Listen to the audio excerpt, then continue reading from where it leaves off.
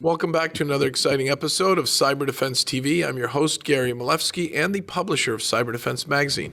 Sitting in my hot seat today is a very special guest, Tom Stitt, who is the Senior Director of Security for ExtraHop.com. And it's a great domain name. It is a great domain name. Yeah, it is, right? Say ExtraHop 10 times fast. Kidding. Exactly. Okay. You guys do something super innovative in Network Detect and Respond, NDR, another cool acronym. Tell us about it. So really what we do is we provide visibility to the network.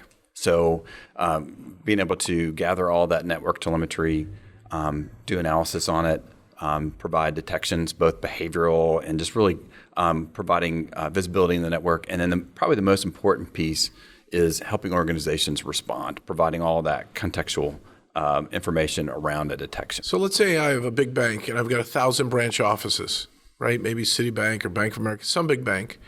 And I have attacks all the time. The attack surface is huge, right? What do you do and how do you get deployed? Are you going to put an appliance in every branch office? Or are you going to have all the MPLS and the VLANs all come into one thing? Are you off the span port or the switch? How are you deployed? So the beauty of network detection and response technologies, and especially ExtraHop, is it's all passive. So there's no inline, so it's basically a span port. So once we have access to those packets, immediately begin analyzing the network traffic and looking for anomalies, looking for malicious activities. So it's all passive in nature. Are we tagging VLANs? Are we just going off one major span port at the the big core switch? Typically, where we've sort of had our bread and butter, where we really got started, is within the data center. So in that case, yes. So we're really doing that major tap into the switch. Now, do you make the actual physical appliance, and do you make the tap, or do you partner with someone else and put those taps in your box? Great question. So we manufacture the appliances. So as we're talking earlier, is can it be cloud? Can it be on-prem? Is it an appliance? And it's really all of those things. And so for an on-prem or an appliance deployment, we deploy an appliance. We partner with third parties to help if we need to aggregate that data and then send, so we maybe a network aggregator and then sending that data to our appliance for pre-processing and analysis. Okay, so we're going to plug you in in the data center on the major span port. What's the speed, speeds and feeds? Can you keep up with the typical traffic on a bank as big as Bank of America, or is it more for mid-market? Like, how fast can you go and how slow can you go? Great question. So to answer on the data center side, yes. So one of our top-end appliance will do 100 gigabit without even breaking a sweat. And a lot of that is just due to the architecture of how we capture packets and how we process packets. So we're very efficient on the high end as well. But we also are good for like remote office as well. And that's one of the things that we think is a differentiator for us as an NDR player. How do you do that? You deploy a little agent for the remote office? So the remote office would be a smaller sensor. So like a 1 gig sensor, or depending on maybe if you're... Is it like a little nook? Little box? Yeah, so it's a little small box that you could put into the the wiring closet, so wherever we can gain access to the traffic. And then if you're a mid-size enterprise, maybe your data center is in the cloud, maybe you're true cloud native, is you can deploy a medium-sized box within your headquarters, and you can deploy sensors, what we call sensors now, into the cloud, so you can gain visibility either at your remote office, your headquarters, data center, or the cloud. Extranet, the whole net. The Correct. whole 9 yards. The whole 9 yards. Tom, I'm going to give you an example that drives me crazy. Okay. And I bet you're going to solve this problem quickly. I hope so. I'm driving around. I see a gas station off the side of the highway. I see Tesla chargers, and I see that, the building is closed, but the pumps are running. And I didn't notice, the kid's on the side hiding, and he throws on this $10 piece of wireless spyware, and you slide your card in and you get skimmed. Now, that's something you're not looking at because that's Wi-Fi stealing ID. Correct. But what if the hacker realizes that there's a wireless router for all the gas pumps and takes them offline? Now that means they hacked into the corporate network at a branch office. There was malicious packets, and they did something to get these trusted devices. They're not even IoT. They're just gas station pumps with a MAC address.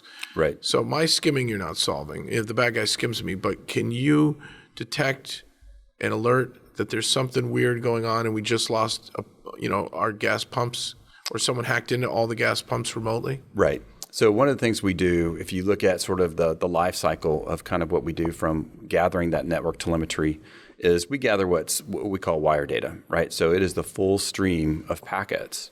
And then we begin to extract features or telemetry, I like to call it, from the network. And so as long as we are getting that network stream, one, we're able to do the device identification. So we'll see those. If it has a MAC address, IP address, we'll identify that device. What if they spoof the MAC address? So we have ways of being able to determine whether a MAC address has been spoofed. But into your earlier example, so once we have identified that device and really have a good ID of that device, we begin profiling that device. Very cool. So you're building up fingerprints with your own proprietary method. Correct. So that you know more about that device than the hacker should know. Exactly. Which means they can't really spoof it anymore. Exactly. And I mentioned earlier, visibility.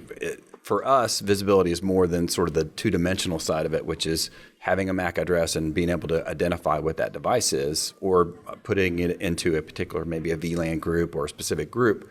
What we do is we also do that profiling, which then allows us to add the data science element to that. That's what's the data science element? Well, I don't want to use the ML word. Use the word. Everyone uses it, but you might use it differently. So you hear a lot about ML. Teenagers watching this video. It's machine learning. It's machine learning. So we use a lot of data science. It's not Michael Layton, whoever he is. And machine learning is a broad topic. It's everything from deep learning to unstructured, structured learning. So we use a lot of different methods, but from a visibility perspective, it's really about adding what I like to call that third dimension, which is really kind of inferring. So we know what the device is. Fuzzy logic?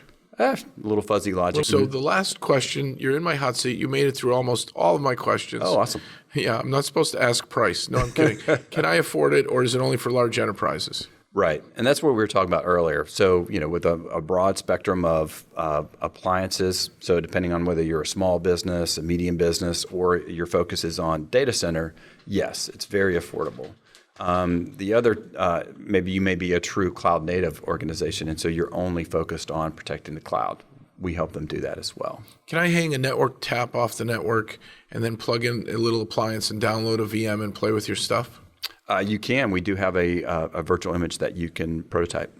And are you charging for that? Is it a 30-day trial? How does that work? The way we do that on the 30-day trial, we do have a free trial if the cloud is your interest. We love the word free. They have a free trial. That's the word right. Free. We have Did you hear the word free? 30-day trial. Okay. Of the RevealX Cloud product, which is focused on AWS workloads. This sounds like the coolest company from the Bellevue area. Yes, we're downtown. We're in the heart of Seattle. You're the coolest company in Seattle, aren't you? We are. Love it. And are you selling worldwide, or do you have distribution? So we are global. We started in the U.S. and we also are selling in EMEA, or so we're in Europe, as well as Asia Pac as well. Global. Great stuff. Keep growing. Keep growing. Keep glowing. Awesome. And I'm going to tell our viewers to go to ExtraHop.com. That's it. And we heard there's some free stuff. That's right, exactly. And you can be the biggest CISO and the biggest company in the world, and you still get your team playing with this right away. You don't have to go through the whole PO process to learn about how great they are. And then come back next time for an exciting episode of Cyber Defense TV.